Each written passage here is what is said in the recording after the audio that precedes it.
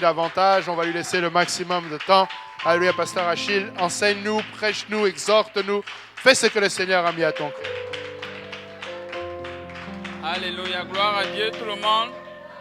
Alléluia, est-ce qu'on peut continuer de battre nos mains pour le Seigneur? Alléluia.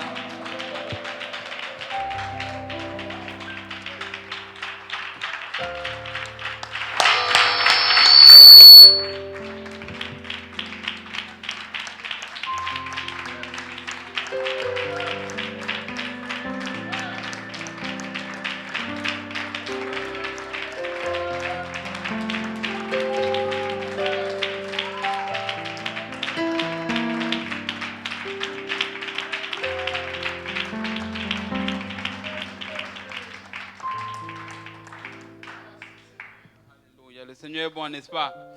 Amen. Vous pouvez vous asseoir dans la présence du Seigneur. Waouh, quelle forte présence du Seigneur qu'on ressent ici. Et c'est vraiment extraordinaire que d'être dans la maison du Seigneur un mercredi soir. Amen. Et comme le pasteur Jean-Yves le disait, et c'est déjà beaucoup de braver le froid et de venir dans la maison du Seigneur pendant que d'autres personnes sont en train de faire autre chose. Mais nous avons choisi d'être dans sa présence. Amen. Et il n'y a rien de tel. Je pense que c'est le meilleur investissement que nous pouvons faire avec notre vie, d'être dans la maison du Seigneur autant que faire se peut. Amen. Et j'aimerais commencer par honorer le Seigneur Jésus-Christ qui nous donne l'opportunité de le servir. Alléluia. Alléluia. Amen. Comme le passage Jean-Yves le disait, on réalise que nous sommes juste des vases inutiles en réalité. Et il n'y a aucun homme qui peut vraiment tirer la gloire dans quoi que ce soit. Mais c'est vraiment le Seigneur qui doit se glorifier dans tout ce que nous faisons. Amen. Et le Seigneur ne choisit pas les gens parce qu'ils sont talentueux. Quelqu'un a dit, Dieu ne choisit pas. Elle est qualifiée, mais il qualifie ceux qu'il choisit. Ou bien il qualifie ceux qu'il appelle. Amen. Et si on se retrouve dans une quelconque position pour servir le Seigneur, il ne faut jamais que cela nous monte à la tête ou on pense que c'est parce qu'on était mieux que nos frères. C'est tout simplement un privilège que de les servir. En réalité, plus tu avances dans le Seigneur, plus tu te rends compte à quel point nous sommes indignes. Amen. Et si certains appellent ça privilège, je ne vois pas ce qu'est le privilège dans ça nécessairement, mais d'apporter la parole de Dieu, ce n'est pas parce que ils sont meilleurs que d'autres. Il y en a plusieurs ici qui peuvent enseigner la parole, mais nous, on considère tout simplement ça comme un privilège de servir le Seigneur, et ce n'est pas une chose facile. Amen.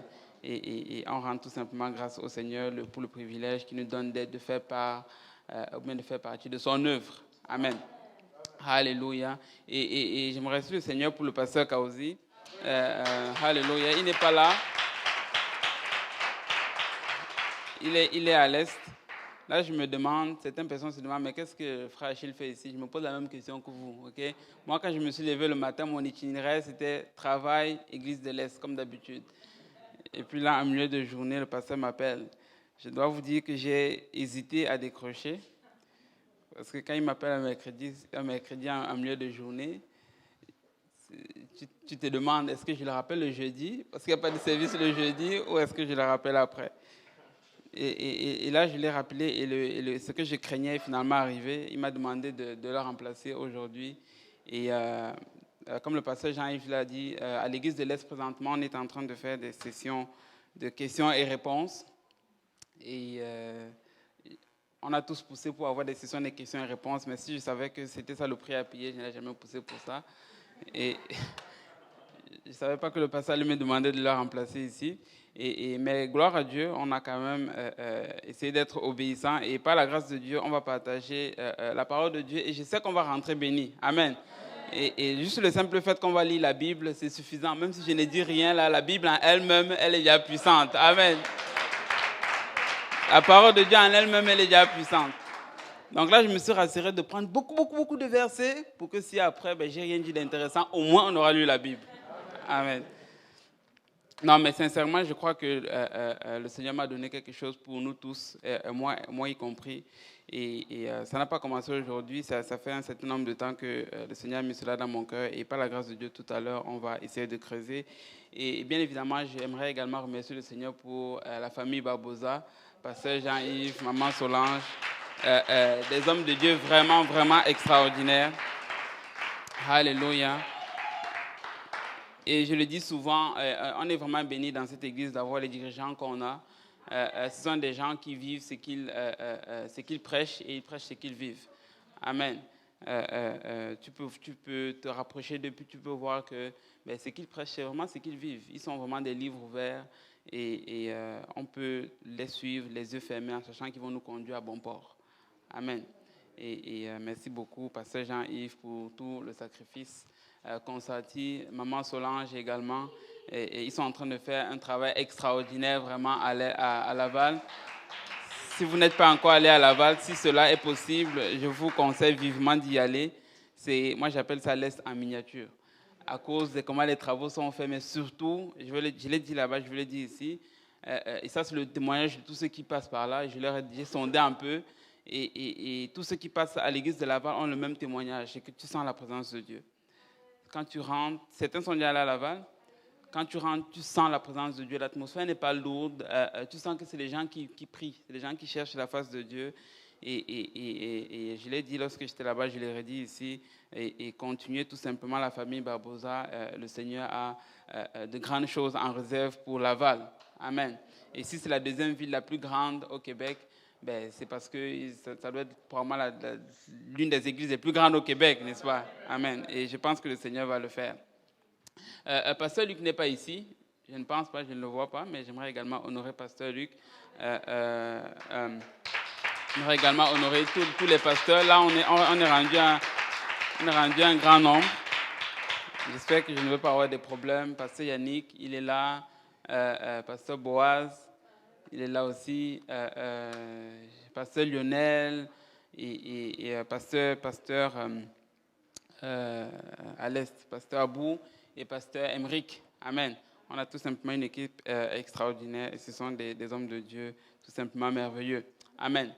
Donc, sans plus tarder, on va se lever et on va aller dans la parole du Seigneur. J'aimerais également honorer ma femme qui n'est pas là aujourd'hui. Elle est à l'Est. Alléluia. Amen.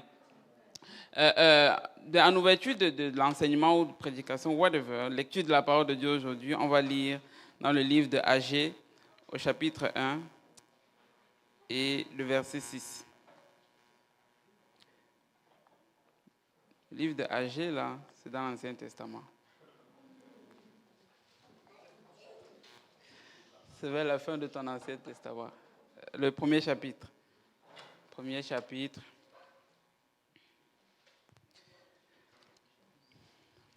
Agée 1, le chapitre 1, oui, verset 6. Amen. La Bible dit ceci, je vais lire au nom du Seigneur. Vous semez beaucoup et vous recueillez peu. Vous mangez et vous n'êtes pas rassasiés. Vous buvez et vous n'êtes pas désaltérés. Vous êtes vêtus et vous n'avez pas chaud. Le salaire de celui qui est à gage tombe dans un sac percé. Si on peut tout simplement lire la dernière phrase tous ensemble. Le salaire de celui qui est à gage tombe dans un sac percé. Amen. Je ne sais pas si le pasteur Jean-Yves peut prier pour le moment de la parole. Alléluia. Éternel, notre Dieu, roi, papa, nous bénissons.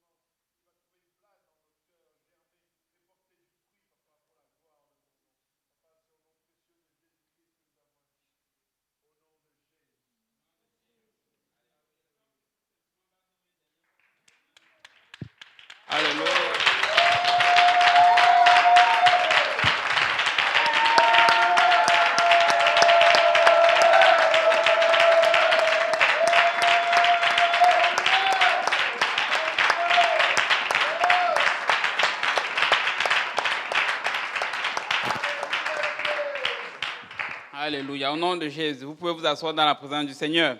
Amen. Alors, le Seigneur a mis sous mon cœur quelque chose que j'aimerais partager avec vous aujourd'hui. En réalité, ça fait un moment que j'ai l'impression que peu importe dans quelle direction je tourne ma Bible, on dirait que ça tombe toujours vers la même pensée. Et j'ai essayé d'élaborer ça un peu tantôt avant de m'en venir. Et par la grâce du Seigneur, on va essayer de parcourir un peu le livre de Agé. Parce que je pense qu'il y a matière à apprendre tout simplement de ce livre-là. Le passage qu'on a lu, je vais tout simplement le relire. Il dit ici, « Vous semez beaucoup et vous recueillez peu, vous mangez et vous n'êtes pas rassasiés. » Il dit, « Vous brûlez et vous buvez, et vous n'êtes pas désaltérés, et vous êtes vêtus et vous n'avez pas chaud. Le salaire de celui qui est à gage tombe dans un sac percé. » Et là, c'est tout simplement un constat en réalité que Dieu est en train d'essayer d'amener le peuple à faire. Il arrive des moments dans notre vie où le Seigneur veut qu'on mette un peu une pause sur notre vie et qu'on commence à examiner en réalité nos voies. Et pour nous, en tant qu'êtres humains, c'est souvent à la fin de l'année qu'on fait de telles choses, n'est-ce pas? En décembre, on commence un peu à faire le bilan de l'année, on commence à voir ce qui a bien été, ce qui a moins bien été. Et un peu comme le pasteur Jean-Yves le disait tantôt, on ne peut pas revenir en arrière. Tu ne peux pas retourner en arrière pour réparer ce que tu aurais dû faire en juin. Juin est déjà passé. S'il y a quelque chose que tu dois faire juin de chaque année, juin 2022, c'est fini. Calcule pour juin 2023. Amen. Et tu ne peux pas retourner en arrière pour réparer nécessairement les erreurs du passé. Toutefois, c'est quand même bon de s'arrêter et de voir où est-ce qu'on a échappé, comment a été notre année. Sinon, on va continuer d'aller dans la mauvaise direction. En fait, le but de faire des rétrospectives, c'est tout simplement d'arriver à un point où on rectifie le tir. Tu vois? Et là, Dieu est en train d'essayer d'attirer l'attention sur le peuple ici. Il dit, attends un peu, quand tu regardes dans le passé, là, est-ce que tu ne réalises pas que tu ne produis pas tel que tu devrais produire? Amen. Il est en train de dire, tu sèmes beaucoup, mais tu recueilles peu. Donc, si tu as un peu de sens, arrête-toi un peu et demande-toi pourquoi ta semence ne produit plus comme elle devrait produire dans le passé. Et c'est de là que vient en réalité tout l'intérêt des fois s'arrêter et d'examiner en réalité notre voie. Et des fois, le Seigneur va permettre que certaines choses arrivent dans notre vie tout simplement pour attirer notre attention. Parce que sinon, on est pris dans notre routine. On fait ce qu'on fait tous les jours, on vient à l'église de manière routinière, même au travail. La vie est faite de routine. Et si on ne fait pas attention, même le service de Dieu va juste devenir une routine. Mais le Seigneur est en train de dire, de temps en temps, il faut qu'on mette une pause et qu'on se demande si on est toujours en train de produire. Est-ce que l'œuvre que je fais pour le Seigneur est toujours en train de produire? Est-ce que je suis toujours en train de produire les âmes ou ça devient juste de la routine? Est-ce que je viens juste à l'église pour chanter et ensuite m'en aller à la maison ou est-ce que ça a réellement un impact? Amen. C'est ce que Dieu est en train de dire ici. Parce que je ne veux pas juste être des cymbales qui font du son dans le vide. Et je veux que ce que j'ai investi dans l'œuvre du Seigneur, que ça porte des fruits, n'est-ce pas, frère Brunel? Je ne veux pas juste arriver dans la maison du Seigneur et faire et perdre mon temps. Mais si j'investis quelque chose dans la maison du Seigneur, je veux que ça porte des fruits. Amen. Sinon, ça ne sert à rien ce que je suis en train de faire. Et là, Dieu est en train de dire, il faut que vous examiniez et que vous réalisez que le résultat n'est pas tant au rendez-vous. Vous semez beaucoup et vous récoltez peu. Vous êtes vêtus, mais vous n'avez pas chaud. Donc ça doit attirer notre attention. Et à la fin, il dit, le salaire de celui qui est à gage tombe dans un sac percé. En d'autres termes, il est en train de dire, si tu dois quelque chose à quelqu'un, l'argent que tu vas prendre et tu vas mettre dans ta poche, ça va tomber. Donc c'est comme si tu n'arrives pas à retenir. Est-ce que vous avez été dans une situation où tu as l'impression que tu travailles beaucoup, mais ta vie ne reflète pas ce que tu gagnes? Moi, ça m'est déjà arrivé. Je me souviens, je pense que c'était avec Pasteur Lionel. Quand j'avais vu ça pour la première fois, ça m'a choqué. Je lui ai envoyé, j'étais au travail. Je lui ai envoyé, c'était en 2000, je ne sais plus combien. Puis je lui ai envoyé ça, puis il a ri. Moi, ça m'avait choqué parce que j'étais comme, ok, maintenant je comprends ce qui m'arrive des fois. Tu sais, tu travailles, tu as l'impression que tu n'arrives à rien accomplir en réalité avec ce que tu gagnes. Des fois, c'est parce que Dieu a perché ta poche. vois. Il a percé ta poche pour t'amener à faire une certaine rétrospective, pour arriver à une place où tu examines en réalité tes voies. Mais reprenons un peu la lecture. Agé, à partir du début, attendez un peu.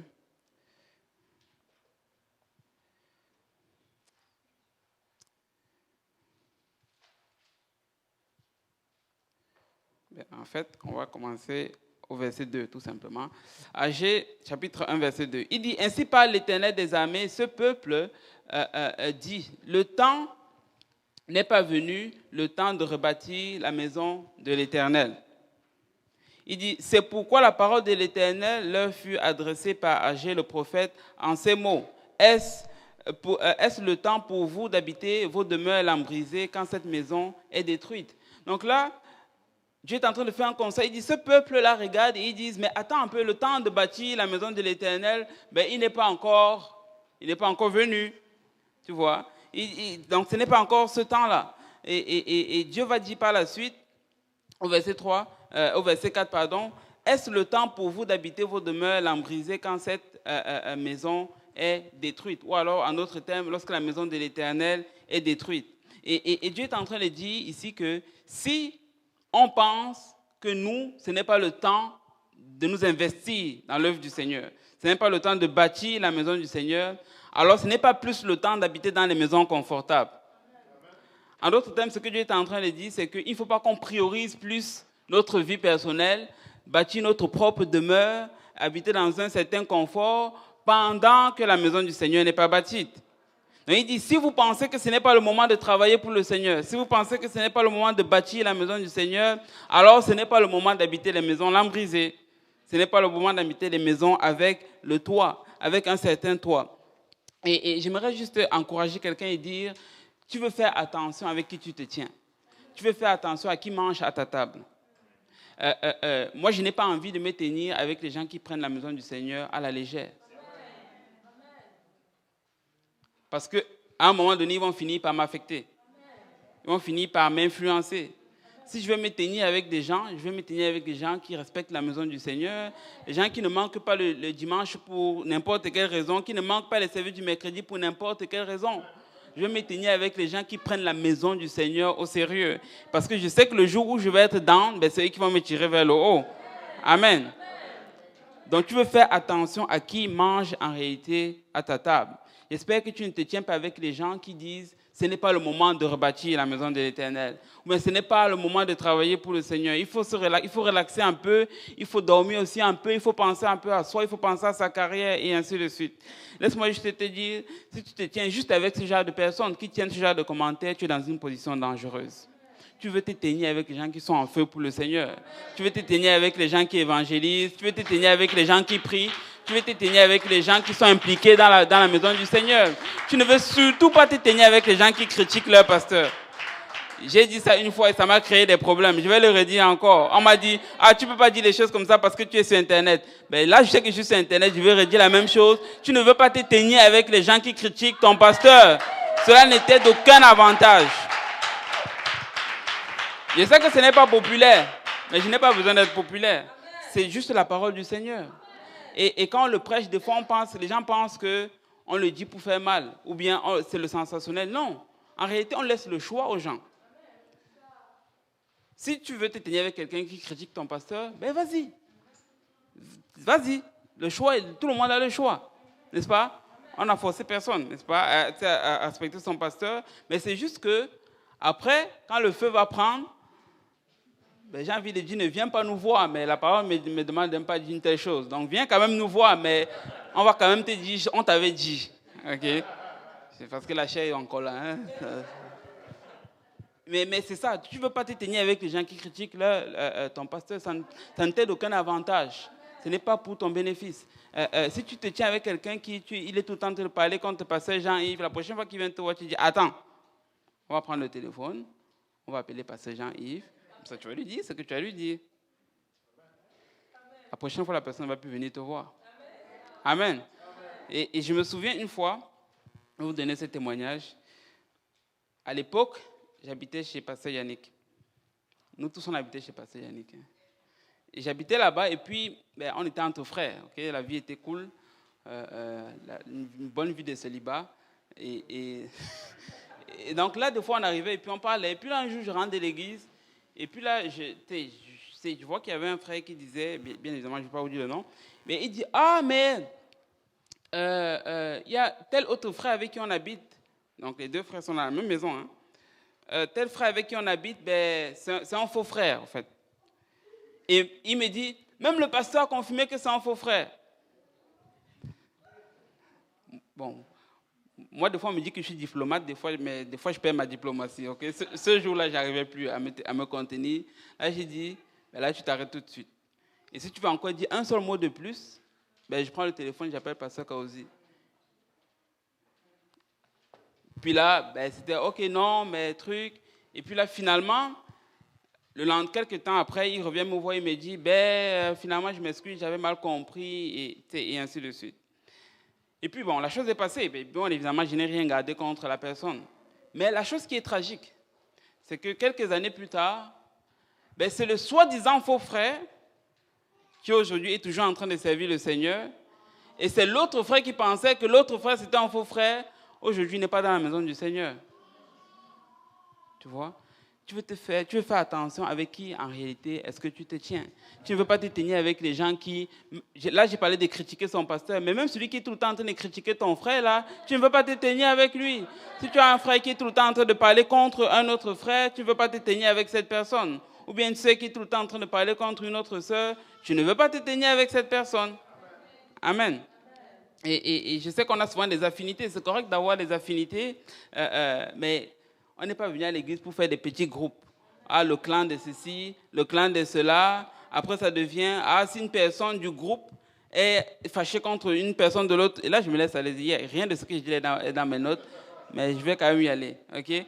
Donc, si une personne de mon groupe est fâchée contre une personne de l'autre groupe, là, ça fait un groupe de 10 personnes ensemble ça commence à poigner la chicane. Après, ça fait la cacophonie. Ça fait le désordre total. Parce qu'on s'est créé des petits cercles de je ne sais pas quoi, et parce qu'on pense de la même façon, on agit de la même façon. Tu n'as pas besoin de te tenir avec quelqu'un qui pense comme toi. Tu as besoin de te tenir avec quelqu'un qui te dit la vérité. Si la personne ne pense pas comme toi, qu'elle pense comme toi, ce n'est pas ça qui est plus important. Tu as besoin de te tenir avec quelqu'un qui te dit, si tu es en train d'aller dans la mauvaise direction, il te dit, mon frère, tu es en train d'aller dans la mauvaise direction. Sinon, ce n'est pas un ami. Amen. Ton ami, ce n'est pas celui qui t'encourage dans tes mauvaises voies. Mais ton ami, c'est celui qui va te dire, si tu n'es pas en train d'aller dans la bonne direction, mon frère, tu es en train de déconner. Amen. J'ai besoin de quelqu'un comme ça dans ma vie. Donc là, il dit ici, vous dites, ce n'est pas le moment de rebâtir la maison de l'Éternel. Et là, Dieu va répliquer en disant, si ce n'est pas le moment de rebâtir la maison de l'Éternel, ce n'est pas non plus le moment d'habiter vos demeures l'an brisé. Au verset 5, je suis toujours dans AG 1, il dit, ainsi parle maintenant l'Éternel des armées. Il dit, considérez attentivement vos voies. Que quelqu'un dise, considérez attentivement vos voies. Et là, le verset 6 qu'on a lu tantôt, il dit, vous semez beaucoup et vous ne recueillez pas. Et vous recueillez peu, vous mangez et vous n'êtes pas rassasiés, vous buvez et vous n'êtes pas désaltérés, vous êtes vêtus et vous n'avez pas chaud. Le salaire de celui qui est à gage tombe dans un sac percé. Et ça, c'est le passage qu'on a lu tantôt. En d'autres termes, il est en train de dire, la raison pourquoi tu as l'impression que ta poche est percée, c'est parce que tu as arrêté de considérer l'œuvre du Seigneur. Tu as sous-estimé en réalité l'œuvre du Seigneur. En réalité, ce que Dieu est en train de dire, c'est que si tu n'as plus l'œuvre du Seigneur à une grande estime, si tu commences à sous-estimer l'œuvre du Seigneur, même ce que tu fais dans le monde séculier ne va plus te produire ce que c'était supposé te produire. Vous comprenez? Et c'est pour ça qu'on dit souvent à certaines personnes, ton 90% de ton salaire, parce que tu as donné ta dîme de 10%, et ça, si on fait même fi de l'offrande, ça va aller plus loin que ton 100% de ton salaire qui n'est pas béni de Dieu. Amen. Donc, c'est que tu peux aller plus loin avec moins, béni par Dieu, que plus, qui n'est pas béni par Dieu. En d'autres termes, je vais le mettre comme ça. Ton 50 000, là, disons, de salaire, peut aller beaucoup plus loin s'il y a la protection de Dieu, la bénédiction de Dieu dessus, que le même 50 000 ou même 70 000 où Dieu t'a laissé à toi-même. Et je vais vous l'expliquer. Des fois, quand j'ai dit ça, certaines personnes disent « Ah, mais qu'est-ce que ça veut dire concrètement ?» Admettons par exemple que toi, tu prends ta voiture, tu as une voiture, ok? Et là, tu commences à rouler et tu tombes, mettons, dans un nid de poule. Ok? C'est un nid de poule ou quelque chose. Mais là, ça te fait de l'argent que tu dois aller dépenser pour réparer ton pneu. Là, tu finis de réparer ton pneu. Le lendemain, tu arrives, tu as une, je ne sais pas moi, certaines personnes vont appeler ça malchance, tu tournes un peu au feu semi-orange, vert. La police te donne un ticket. Un autre, je ne sais pas combien de dollars qu'il faut que tu dépenses. Et puis tu arrives finalement au travail. Ce jour-là, tu n'avais pas bien vu. Tu as stationné pas à la bonne place, pas au bon endroit. Et là, tu as un autre ticket encore. À un moment donné, tu vas te dire, ouh, on dirait qu'il y a quelqu'un qui est derrière moi. Tu vois un peu? Il y a quelqu'un qui est derrière moi, il y a quelqu'un qui est après mon argent. Et c'est souvent le genre de choses qui peuvent arriver quand tu n'as pas la protection de Dieu, en réalité, sur toi. Je ne peux pas vous dire le nombre de fois que la police m'a arrêté. Et puis finalement, ils m'ont dit, ah, c'est pas grave, je ne te donne pas de ticket, je te donne pas de... Une fois, c'était devant l'église de l'Est, parce que Jean-Yves. Moi, j'étais avec mes 50 enfants. J'ai parqué devant l'église, parce que je ne pouvais pas faire tout le tour avec 50 enfants. Donc, j'ai parqué juste devant l'église pour essayer de les sortir. Mais il se trouve que dans l'ancienne baptiste de l'Est, tu ne pouvais pas techniquement faire ça. Puis là, la police arrive, il me dit, est-ce que vous savez que c'est une amende de 500, je ne sais pas combien, avec tel nombre de points d'inaptitude? Puis là, j'ai commencé à dire, monsieur, pardon. Et puis, en plus, c'était pendant les fêtes. Il dit, est-ce que tu veux ça comme un cadeau de Noël? J'ai dit, non, je ne veux pas ça comme un cadeau de Noël. Et puis là, finalement, je pense qu'il a regardé en arrière, il a vu les enfants et il m'a dit, pour cette fois-ci, je te laisse aller, je ne vais pas te donner un ticket. Mais je suis sûr que si peut-être cette fois-là, je n'ai pas payé ma dîme, donner mes offrandes, le Seigneur avait dit, tu ne m'as pas donné la dîme, tu vas payer le ticket de $500. Non seulement tu vas payer le ticket de $500, après tu vas avoir 3 points d'inaptitude. Et c'est ça que je suis en train d'essayer de dire, c'est que lorsque nous faisons confiance en Dieu, et on l'a parlé tantôt, lorsque nous faisons confiance en Dieu avec notre vie, on a la protection de Dieu en réalité sur tout ce qu'on fait par la suite. C'est quand tu arrives et que tu donnes tes prémices à Dieu, Dieu bénit tout simplement tout le reste. Et c'est dans ce sens-là que tu peux aller beaucoup plus loin avec peu, avec Dieu, que beaucoup sans Dieu. Amen. C'est ce qu'il est en train de dire tout simplement ici. Et nous devons tout simplement faire confiance en Dieu. Verset 7, il dit, « Ainsi parle l'Éternel des armées, considérez attentivement vos voies. » Et ça, il le répète encore. Il dit, « Montez sur la montagne, apportez du bois et bâtissez la maison, et j'en aurai de la joie et je serai glorifié, dit l'Éternel. » Il dit, « Vous comptiez sur beaucoup et voici, vous avez peu. Vous l'avez rentré chez vous et j'ai soufflé dessus. Pourquoi, dit l'Éternel des armées, à cause de ma maison qui est détruite, tandis que vous vous empressez chacun dans sa maison. » En d'autres termes, Dieu est tout simplement en train de reprocher à ce peuple ici là, de négliger son œuvre pour tout simplement se concentrer sur leur œuvre. Et je pense que ça, c'est ce que le Seigneur aimerait juste rappeler à quelqu'un. C'est important des fois de prendre une pause et de regarder notre année. Est-ce qu'on a vraiment estimé l'œuvre du Seigneur à une grande valeur? Est-ce que le Seigneur était réellement premier dans notre vie? Ou est-ce qu'on avait d'autres priorités? Ou est-ce que notre objectif en 2022, c'était absolument d'avoir un certain bien? Pour certaines personnes, c'est acheter une maison et ce sont des choses qui sont nobles.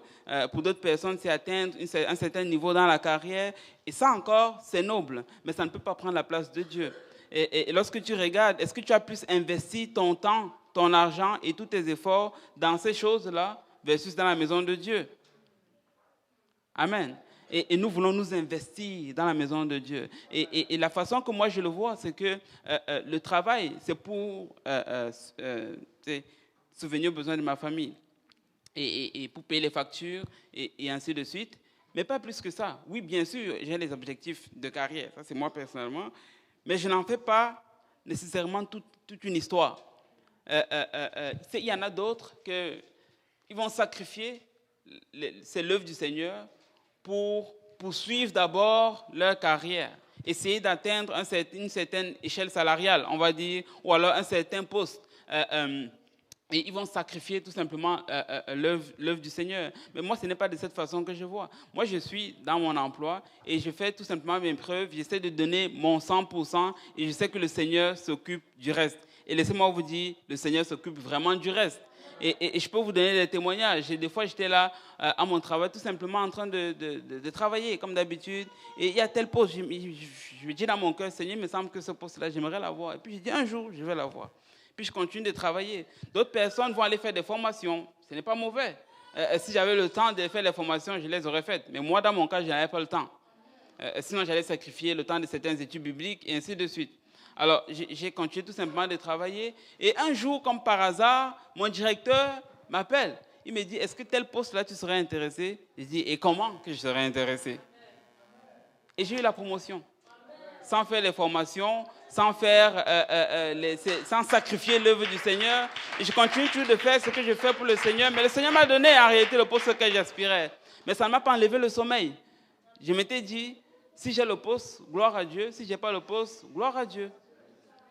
Et le Seigneur a fini par le faire. Et je veux tout simplement encourager quelqu'un et lui dire, mets tout simplement l'œuvre du Seigneur en premier, mon frère, ma soeur. Mets l'œuvre du Seigneur en premier. C'est comme ça que le Seigneur va bénir même ce que tu fais dans le monde séculier. Amen. Et c'est comme ça que le Seigneur va bénir même ce que tu fais dans le monde séculier. Et là, tu te dis, ok, mais je veux bien revenir au Seigneur. Je veux bien revenir à mon premier amour, si je peux dire ça comme ça. Mais j'ai l'impression que quand je regarde l'œuvre du Seigneur, c'est difficile. Et pour être honnête, Pasteur Jean-Yves, des fois on regarde l'œuvre du Seigneur, on se dit c'est tough. C'est pour ça que des fois on a besoin de repos. C'est pour ça que des fois on a besoin de prendre un peu de vacances. Okay? Parce que sinon tu fais un burn-out. Et des fois, tu regardes, tu te dis, c'est vrai que c'est difficile. Tu veux tellement qu'une âme vienne au Seigneur. Tu t'es investi dans les études bibliques. Tu as investi dans ci, tu as investi dans ça. Mais finalement, ça ne donne pas le résultat escompté. Et des fois, c'est décourageant. C'est vrai. Des fois, c'est décourageant. Et des fois, ce sont ces choses-là qui peuvent nous pousser à retourner en réalité à notre ancienne vie. Est-ce que vous vous souvenez de ce qui est arrivé à Pierre lorsque le Seigneur Jésus-Christ est mort? Il est retourné à sa vocation, n'est-ce pas? Parce que lui, il pensait que la chose était en réalité finie. Pour lui, tous les espoirs étaient complètement à l'eau. Et des fois, la même chose, on est tenté en réalité de faire la même chose. Lorsque les temps deviennent difficiles, on a envie de retourner en arrière, on a envie de retourner à notre profession. Mais c'est un peu comme le match de soccer. J'ai envie de dire à quelqu'un, tant et aussi longtemps que le coup de sifflet final n'a pas sonné, on continue de travailler pour le Seigneur. Amen. Il y a des moments où ça va sembler bon, il y a des moments où ça va sembler moins bon, mais quand tu fais la somme, tu te rends compte que le Seigneur est en train de faire. Le Seigneur est en train de rajouter dans sa maison.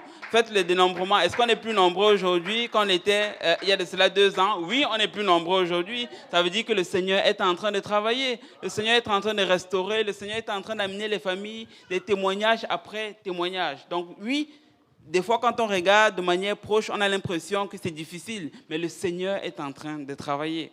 Amen. Il ne faut tout simplement pas qu'on se décourage. Et là, on va sauter tout simplement au verset 2. Et là, je vais commencer à accélérer un peu. Au chapitre 2, pardon. Chapitre 2, verset 2. Il dit, parle à Zorobabel, fils de Shealtiel, gouverneur de Juda, à Josué, fils de Chosadak, souverain sacrificateur, et au reste du peuple, et dis-leur, quel est parmi vous le survivant, qui vit cette maison dans sa gloire première? Et comment la voyez-vous maintenant telle qu'elle est? Ne paraît-elle pas comme rien à vos yeux? Et il dit au verset 4, maintenant, fortifie-toi. Que quelqu'un dise, fortifie-toi. Fortifie-toi, Zorobabel, dit l'Éternel, fortifie-toi, Josué, fils de Jotsadak, souverain sacrificateur, peuple entier du pays, dit l'Éternel, et travaillez, car je suis avec vous, dit l'Éternel des armées. Donc tu vois, là, il demande à Zorobabel tout simplement de se fortifier. Parce que là, lorsqu'il regarde la maison de l'Éternel, il a l'impression que la maison de l'Éternel est abandonnée. Et là, il va lui dire de se fortifier. Et c'est la même chose que j'aimerais dire à quelqu'un. Quand tu as l'impression que l'œuvre du Seigneur commence à devenir difficile, fortifie-toi. tout simplement. Oui, on fait le constat et des fois on arrive dans les moments où c'est difficile, on a l'impression qu'on est découragé, mais on ne veut pas rester dans cet état-là. Après avoir fait le constat que c'est difficile, il faut quand même qu'on se fortifie et qu'on continue de travailler pour le Seigneur. Il dit, fortifie-toi, peuple entier, dit l'Éternel, et travaillez, car je suis avec vous, dit l'Éternel des armées. Amen. L'Éternel ne nous a pas abandonnés. Je dis que l'Éternel ne nous a pas abandonnés. Je ne sais pas pour vous, mais le Dieu que je sais, il ne m'envoie pas juste en mission et il dit, débrouille-toi mon fils, mais il vient avec moi dans la mission. Donc ça veut dire quoi? Ça veut dire que le monde, ça va être difficile. Je sais qu'il est encore là. Il n'est pas loin. Il ne m'a pas laissé là où il était dans le début, mais il est avec moi dans la mission. Amen. Qui dit, car je suis avec vous. Nous devons tout simplement réaliser que le Seigneur est avec nous dans cette œuvre. Regarde ce qu'il dit au verset 5. Il dit, je reste fidèle à l'alliance que j'ai faite avec vous quand vous sortîtes de l'Égypte. Et mon esprit est au milieu de vous. Ne craignez point. Amen. Il dit, je reste fidèle à l'alliance que j'ai faite avec vous. N'est-ce pas qu'on sert un Dieu extraordinaire? Là, on est en train de parler des gens qui étaient infidèles. Parce qu'ils ont commencé à considérer tout simplement leur propre maison et ils ont abandonné la maison du Seigneur. Mais là, Dieu vient et il dit, moi, je suis fidèle. Je suis resté fidèle en réalité à mon alliance que j'ai faite avec vous. Et je ne sais pas pour vous, mais moi, je suis content de tout simplement servir un Dieu qui reste fidèle. Même lorsque j'ai été fidèle, lui, il reste toujours fidèle. Même lorsque là, j'ai manqué à mes engagements, lui, il ne manque jamais à ses engagements. Amen. Et il dit, mon esprit est au milieu de vous. Donc même si des fois on ne le sent pas, mais l'Esprit de Dieu est quand même au milieu de nous. Amen. Et c'est en cela que nous devons tout simplement nous fortifier. Ouais. Et donc même lorsque nous sommes infidèles, ce Dieu-là, lui, reste fidèle. Et nous devons tout simplement compter sur sa fidélité. Il dit au verset 6, « Car ainsi parle l'Éternel des armées, encore un peu de temps, et j'ébranlerai les cieux et la terre, la mer et le sec. J'ébranlerai toutes les nations, les trésors de toutes les nations, et toutes les nations viendront, et je remplirai de gloire cette maison, dit l'Éternel des armées. » Il dit, cette maison que vous êtes en train de bâtir, je vais la remplir de gloire. Amen. Il dit, l'argent est à moi, l'or est à moi, dit l'Éternel des armées. L'argent que tu cherches là, devine à qui ça appartient. Ça n'appartient pas à ton boss. Ça appartient à Dieu. Vous vous rendez compte? C'est un peu comme si... Ok, je vais prendre cet exemple. C'est un peu comme si mon boss... En plus, il a déjà été mon boss pour vrai. Admettons que le patron, c'est mon boss. Ok? Puis là, moi, je travaille pour lui, là.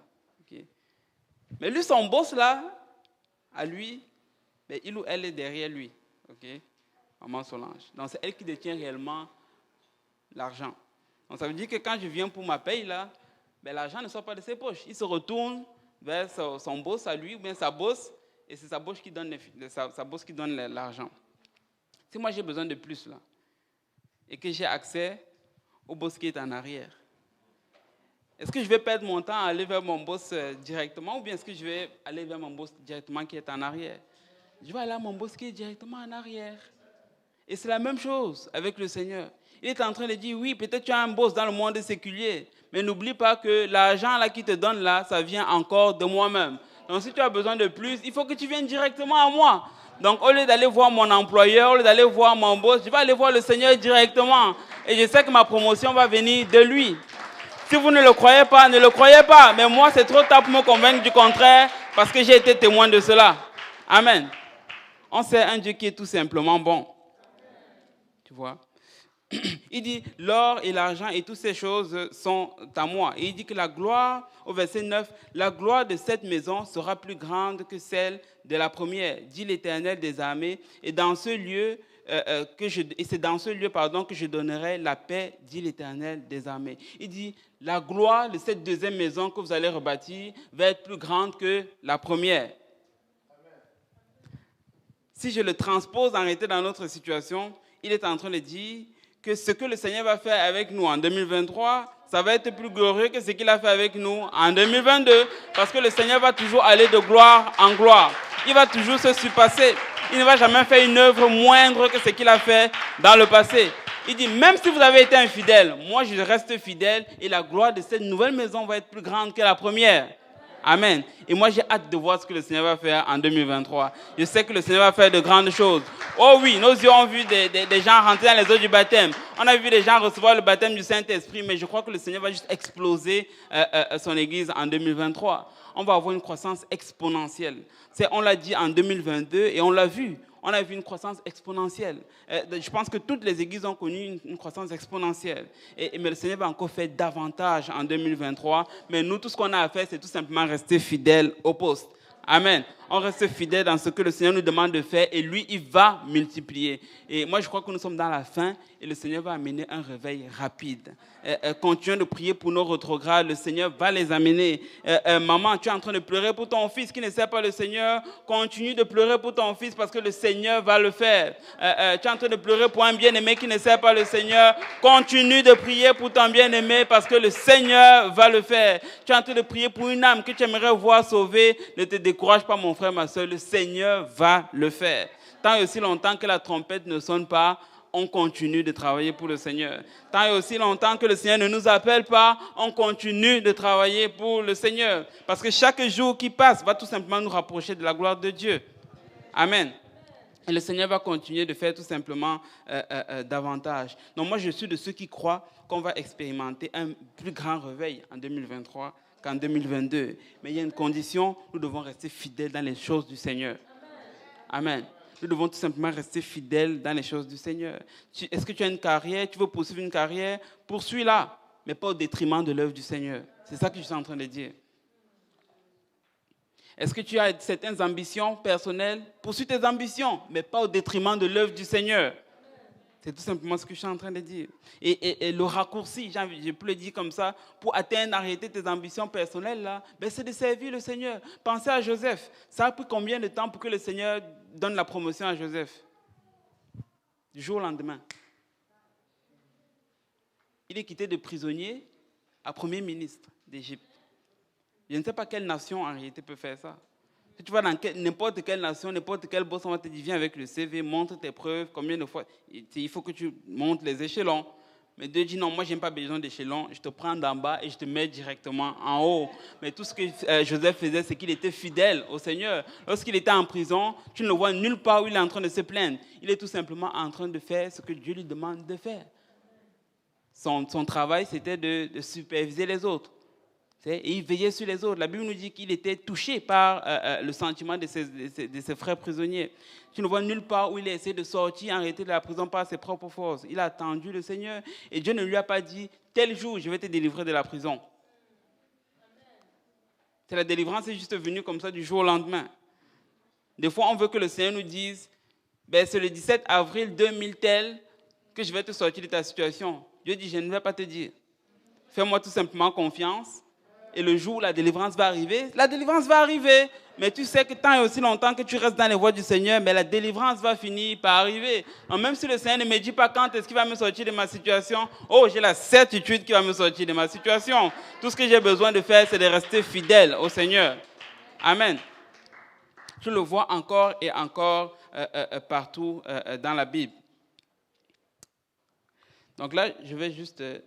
habituellement, on finit à... Oh, je pense que je suis dans les temps. Hein. Ok, parfait.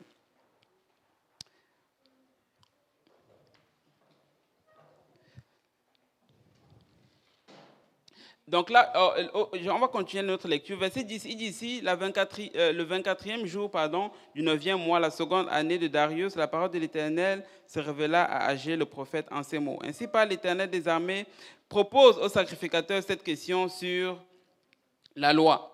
Si quelqu'un porte dans le pan de son vêtement de la chair consacrée et qu'il touche avec son vêtement du pain, et là suivez bien, des mets, du vin, de l'huile ou un aliment quelconque, ces choses seront-elles sanctifiées? Les sacrificateurs répondirent non.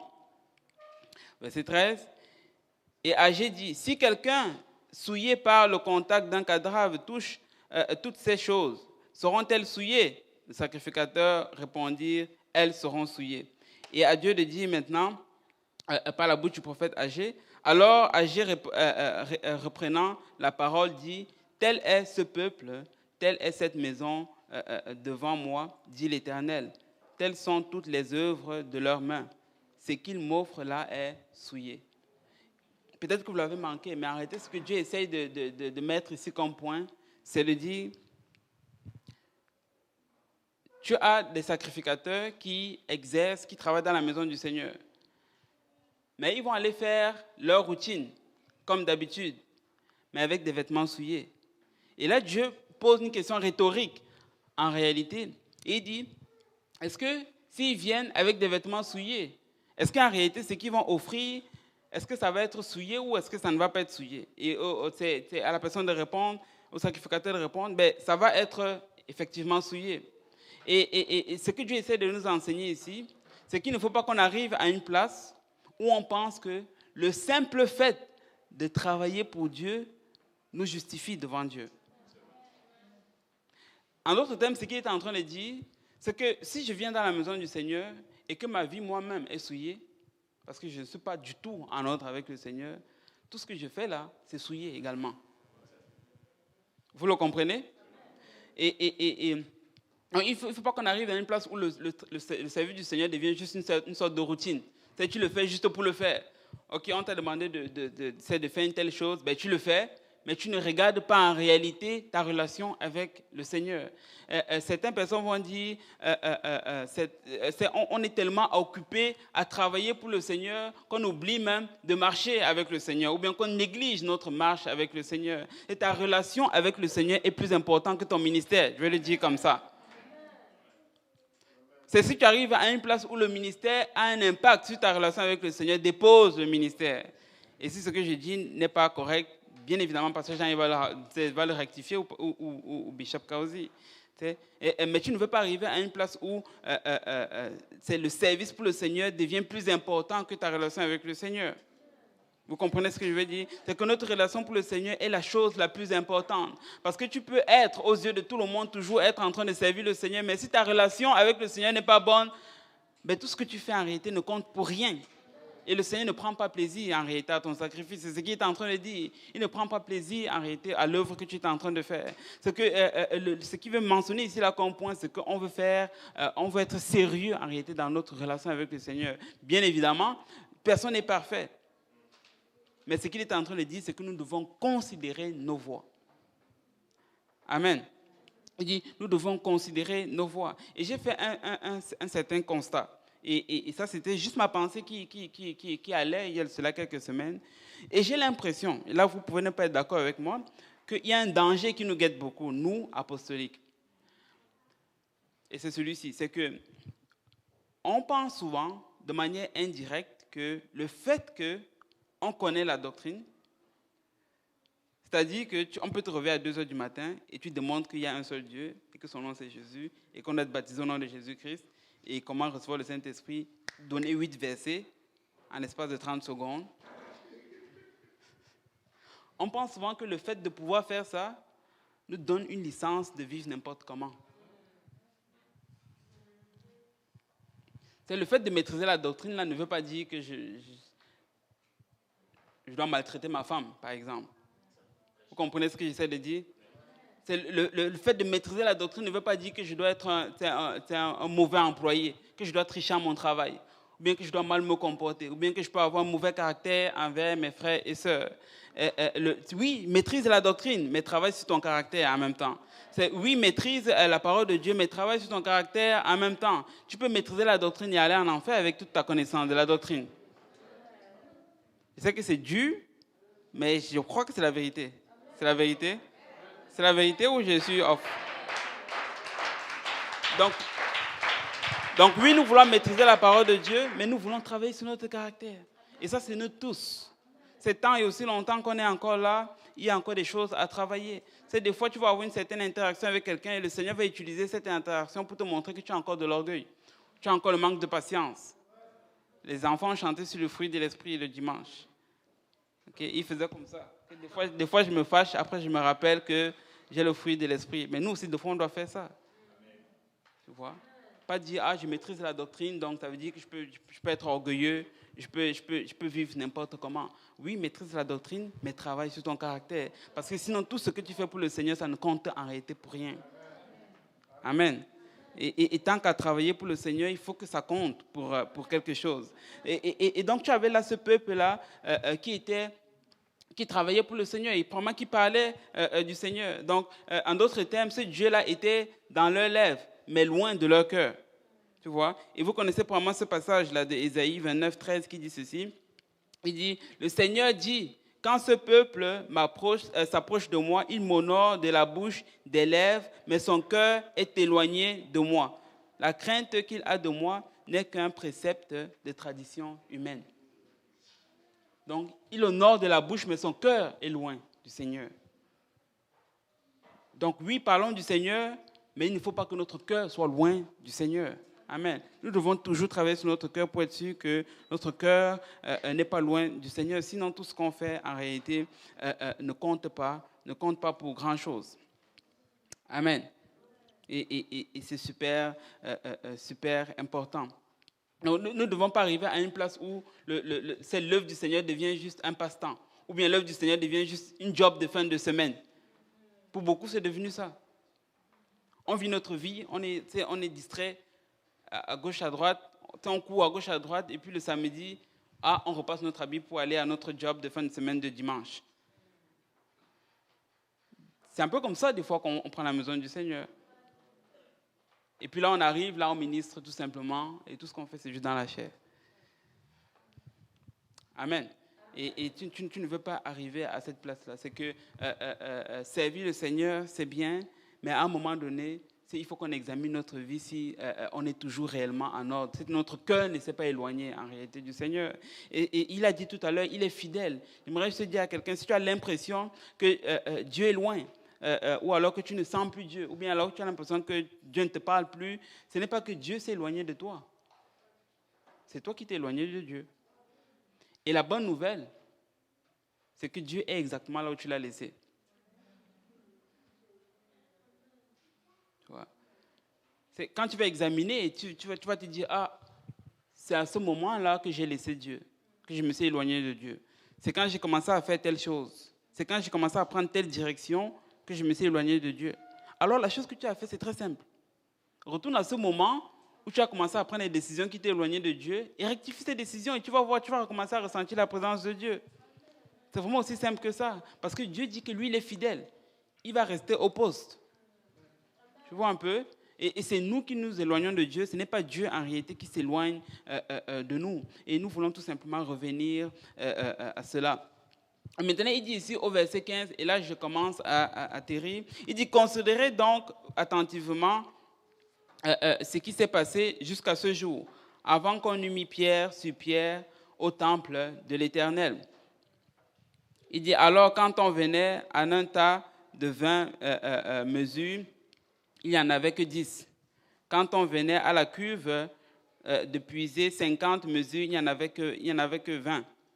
Et ainsi de suite. Et il va dire de considérer en réalité pour voir que la production n'était plus ce qu'elle était auparavant. Il dit au verset 17, il dit, je vous ai frappé par la rouille et par la nielle et par la grêle. J'ai frappé tout le travail de vos mains. Malgré cela, vous n'êtes pas revenus à moi. Il dit, considérez attentivement ce qui s'est passé jusqu'à ce jour, jusqu'au 24e jour du mois, depuis le jour où le temple de l'Éternel a été fondé. Considérez-le attentivement. Y a-t-il encore de la semence dans les greniers, même la vigne, le figuier, le grenier et l'ouvrier et l'olivier n'ont rien apporté. Mais il dit, mais dès ce jour, je répandrai de ma bénédiction. Amen. Il dit, dès ce jour, je répandrai ma bénédiction. En d'autres termes, il est en train de dire, lorsque tu vas arriver à cette place-là, où tu vas rectifier le tir, tu vas revenir là où tu avais laissé ton premier amour, mais Dieu dit qu'il va déverser sa bénédiction. Si tu as l'impression que ta poche est percée, le salaire de celui qui est à gage tombe dans une poche percée ou bien dans un sac percé. Si tu as l'impression que ta poche est percée, reviens tout simplement à ton premier amour et tu vas avoir l'impression que ta poche, le trou est réparé. en d'autres termes. C'est ce que Dieu est en train de dire ici, là, qu'il va déverser tout simplement sa bénédiction. Et le Seigneur aimerait juste encourager quelqu'un à prendre l'année 2023 d'un nouveau pas, d'une nouvelle façon. Considérons nos voies. Si en 2022, elles n'ont pas été celles que ça devrait être, comme on a dit, on ne peut pas retourner en 2022. Mais on peut considérer nos voies en 2023 et rectifier le tir. J'aimerais juste finir maintenant avec un passage dans Joël. Et le Joël, chapitre 1, va parler à peu près dans la même direction que ce qu'on vient de lire. Et dans Joël 1, il va parler de comment est-ce que le peuple a été dévasté par plusieurs sortes de choses. Et il va appeler en réalité le peuple à la repentance. Mais maintenant, après que le peuple va se repentir, il va considérer leur mauvaise voie, ils vont revenir sur le droit chemin. Mais là, Dieu dit maintenant qu'il va déverser sa bénédiction. Et on va juste lire Joël 2 à partir du verset...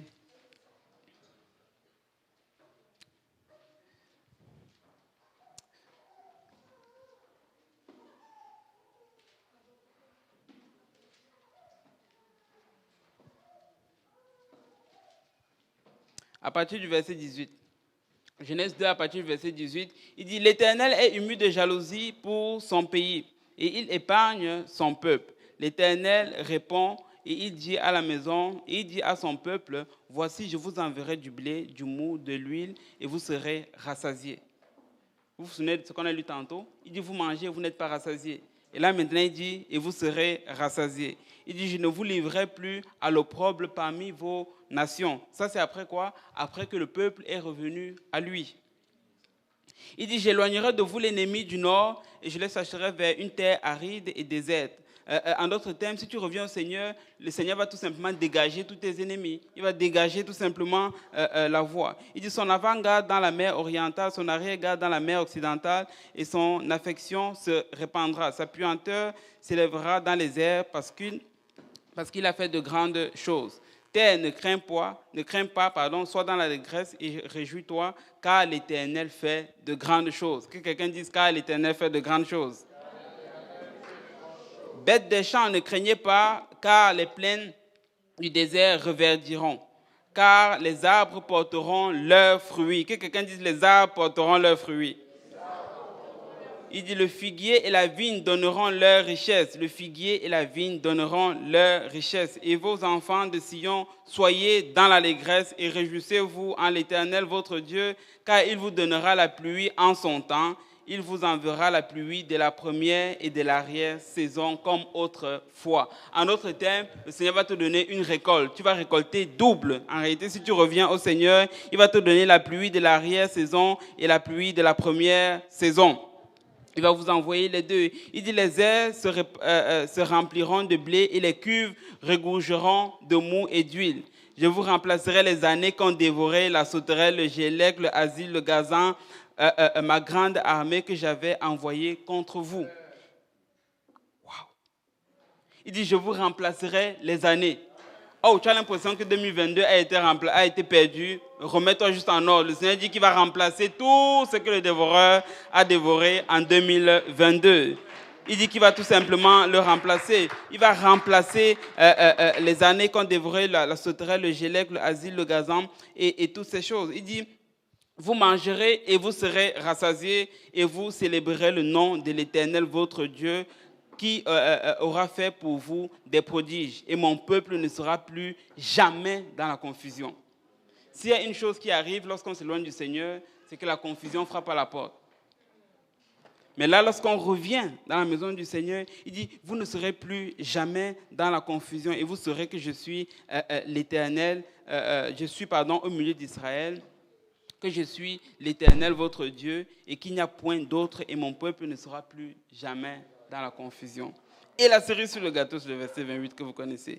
Après cela, je répandrai de mon esprit sur toute chair. Vos fils et vos filles prophétiseront, vos vieillards auront des songes et vos jeunes gens auront des visions. N'est-ce pas cela ce qu'on veut? On veut que le Seigneur répande son esprit sur toute chair. On veut que nos fils et nos filles prophétisent. Mais le Seigneur est en train de dire, si on revient tout simplement à la maison du Seigneur, non seulement il va bénir l'œuvre de nos mains, mais en plus, Il va déverser de son esprit sur toute chair. Et moi, je sais que c'est ce que le Seigneur va faire avec nous en 2023. Mais nous avons tout simplement besoin de revenir à notre premier amour.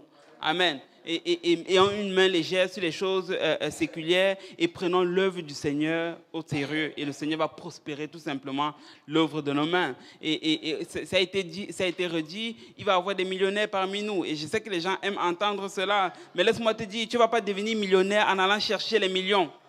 C'est le Seigneur lui-même qui va te donner ces millions. Et tu vas devenir millionnaire en servant le Seigneur. Le Seigneur n'a pas besoin d'un emploi qui te donne 1 million pour que tu sois millionnaire. Il peut te le donner comme ça. Il peut même donner le million à quelqu'un qui n'a pas d'emploi. Ah, vous ne croyez pas? Ah, peut-être que c'est moi qui va donner. Peut-être que c'est moi, quand je vais démissionner de mon emploi, le Seigneur va dire, ok, je donne maintenant le million. Okay? Et vous allez continuer de travailler pour avoir le million. Mais moi, j'aurais déjà mon million gratuit. Amen. Mais je sais que le Seigneur va le faire. Mais nous avons juste besoin de continuer de servir le Seigneur. Mais non seulement il va donner les millionnaires, mais en plus il va répandre de son esprit sur toutes les chairs. Amen. Et nous avons tout simplement le meilleur des deux mondes lorsque nous servons le Seigneur. Et j'aimerais tout simplement encourager quelqu'un en lui disant, ne baisse pas les bras. Tu as peut-être l'impression que présentement tu es sur des ruines. Mais le Seigneur te promet que même tu vas rebâtir sur de nouvelles ruines. Et je n'ai pas le temps de le lire. Allez le lire dans Ésaïe 61. Il dit, vous allez rebâtir sur d'anciennes ruines. Amen. Si nous faisons tout simplement confiance au Seigneur, le Seigneur va prospérer l'œuvre de nos mains. Mais en attendant, soyons tout simplement fidèles dans l'œuvre du Seigneur. Amen. Que le Seigneur vous bénisse. Je ne sais pas si on peut se lever et acclamer le Seigneur alors que le pasteur Jean-Yves revient.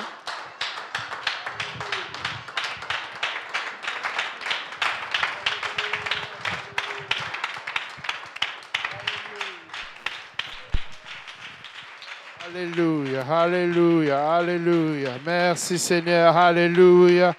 Alléluia, alléluia. Est-ce que quelqu'un veut prendre cette parole pour lui-même? Alléluia. Est-ce que quelqu'un croit que l'Éternel lui a parlé à lui directement? Alléluia. Alléluia. Nous voulons prendre cette parole. Alléluia. Et nous voulons qu'elle travaille dans nos vies. Alléluia. Alléluia, Seigneur. Que ton nom, alléluia, soit glorifié, Seigneur. Alléluia. Merci, Seigneur. Alléluia. Alléluia. Est-ce que quelqu'un va le prendre pour lui? Amen. Alléluia. Le Seigneur a envoyé son serviteur nous parler. Amen. Mais laissez-moi vous dire que, en tout cas, le Seigneur est en train de nous aligner pour de grandes choses. Et ce qui serait triste, c'est que nous manquions l'opportunité que le Seigneur met devant nous. Amen. Le Seigneur va faire des grandes choses, ça c'est indéniable. Et le Seigneur est vraiment en train de confirmer par plusieurs paroles, plusieurs témoignages que son désir, c'est que chacun de nous soyons utiles et que nous portions du fruit pour sa gloire. Amen. Et je sais que le Seigneur va utiliser tout le monde. Amen. Le Seigneur va utiliser tout le monde. Et c'est pourquoi le Seigneur nous parle ainsi. Parce que celui qui est debout ne prenne garde de tomber. Amen. Et que celui qui est tombé, relève-toi. Amen. Et le Seigneur va faire. Amen. Et si nous pouvions prendre ces paroles et commencer à méditer vraiment dessus et à prendre les dispositions qui sont nécessaires. Amen. Nous l'avons chanté au commencement, Dieu est au contrôle. Amen. Des fois, ça fait peur de laisser le contrôle. Amen. Tu as tellement pris l'habitude d'avoir le contrôle que ça peut être effrayant, mais laisse-moi te dire, n'aie pas peur. Dieu est au contrôle. Nous sommes plusieurs à témoigner que lorsque nous avons laissé le contrôle entre les mains du Seigneur, c'est vraiment là où le Seigneur a commencé à faire des choses extraordinaires. Amen. Alors si nous pouvons simplement, alléluia, prier que cette parole ne tombe pas le long du chemin de notre cœur. Amen. Mais qu'elle tombe vraiment à l'intérieur de nous et que le Seigneur nous aide à prendre les dispositions nécessaires pour mettre en pratique cette parole et voir, alléluia, ce que le Seigneur a en réserve pour nous. Amen. Qui va prier ainsi? Amen. Alléluia. Élevons nos voix tous ensemble Éternel, mon Dieu, mon roi, Seigneur, merci pour cette parole, Seigneur, que tu as donnée aujourd'hui, Seigneur, par la bouche de ton serviteur. Papa, Seigneur, nous venons prier, Seigneur, que cette parole, Seigneur, vraiment vienne trouver une place dans nos cœurs, Papa. Seigneur, que, Seigneur, cette parole, Seigneur, alléluia, puisse travailler en nous et nous aider, Seigneur, à nous aligner dans ta volonté et ton plan, Seigneur, parce que tu as des grandes choses en réserve, Seigneur, Papa, Seigneur, pour ton peuple, Seigneur, pour chacun d'entre nous. Papa, Seigneur, tu nous as parlé, tu continues de nous parler et de nous montrer clairement, Seigneur, alléluia, les plans merveilleux, Seigneur, de bénédiction, Papa, que combien, Seigneur, tu désires manifester ta gloire et tes œuvres à travers ton Église, Papa, Seigneur, à travers chacun de nous, Papa, Seigneur, dans cette ville, Seigneur, dans ce pays, Seigneur, dans cette province, pour la gloire de ton nom, Papa. Seigneur, je viens prier, Seigneur, que tu nous aides, Papa, que tu aides mon frère, Seigneur, que tu aides ma sœur, Papa, Seigneur, à prendre, Seigneur, alléluia, Seigneur, le chemin, Seigneur, alléluia, de la montagne, Seigneur, pour y apporter le bois et bâtir, Seigneur, alléluia, cette maison afin que tu sois dans la joie, Papa, Seigneur, et que tu puisses être glorifié, Seigneur, à travers nos actions, Papa, Seigneur, alléluia, parfois c'est lourd, parfois c'est difficile, Papa, Seigneur, mais nous voulons déposer, Seigneur, nos fardeaux à tes pieds, Papa, et prendre ton joug qui, lui, est léger, Seigneur, Papa, donne à mon frère, Seigneur, donne à ma sœur, Papa, à réaliser, Papa, Seigneur, alléluia, Seigneur, que si tu ne le bâtis pas, Seigneur, si ce n'est pas toi qui bâtis, Seigneur, si ce n'est pas en toi que cela se fait, Papa, le travail est vain, Papa, mais que, à l'inverse, Papa, aucun, Seigneur, des efforts que nous faisons dans ton royaume, Papa, Seigneur, n'est vain devant ta face, Papa. Seigneur, soutiens mon frère, Papa, soutiens ma sœur, Papa. Aide-nous, Seigneur, alléluia, à ce que 2023, Seigneur, alléluia, soit pleinement dans ta volonté, dans ton règne, qu'il n'y ait rien qui vienne entraver ton œuvre, Papa, Seigneur, pour la gloire seule de ton nom. Papa, Seigneur, nous te bénissons pour la confiance que tu mets en nous, Papa. Seigneur, c'est un privilège que d'être appelé ton peuple, Seigneur, le troupeau de ton pâturage, Papa. Nous reconnaissons, Seigneur, que nous sommes, Papa, Seigneur, alléluia, récipiendaires d'une grâce immense, Papa, d'un amour immense, Papa, d'une miséricorde sans fin, Papa. Seigneur, et nous voulons te glorifier, Papa. Seigneur, nous voulons que nos vies reflètent ta gloire, Papa. Que, Seigneur, que ce soit toi qui sois élevé, Papa, en tout temps, à travers nos bouches, à travers nos vies, Papa. Reçois la gloire et l'honneur, la louange et l'adoration, Papa, car c'est à toi qu'elles appartiennent au siècle des siècles, Papa. Seigneur, bénis chacun d'entre nous dans notre retour à la maison, pour le restant de la semaine, pour le restant, alléluia, Seigneur, de cette année, Papa. Et encore une fois, Seigneur, prépare-nous pour les grandes choses que tu as en réserve pour nous. Papa, que ton nom soit glorifié et exalté. C'est au nom de Jésus-Christ que nous avons ainsi prié. Et que quelqu'un dise au nom de Jésus. Au nom de Jésus. Battons nos mains, alléluia, pour le Seigneur. Alléluia, alléluia, alléluia. Alléluia, Seigneur, alléluia, alléluia. Gloire et honneur à toi, Seigneur. Alléluia, alléluia. Que le Seigneur vous bénisse. Et vraiment, je vous encourage à considérer la parole qui a été dite aujourd'hui, qui a été donnée.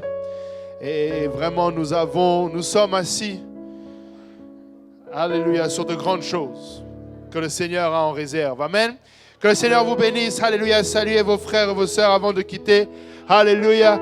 Et on se voit samedi par la grâce de Dieu. Alléluia.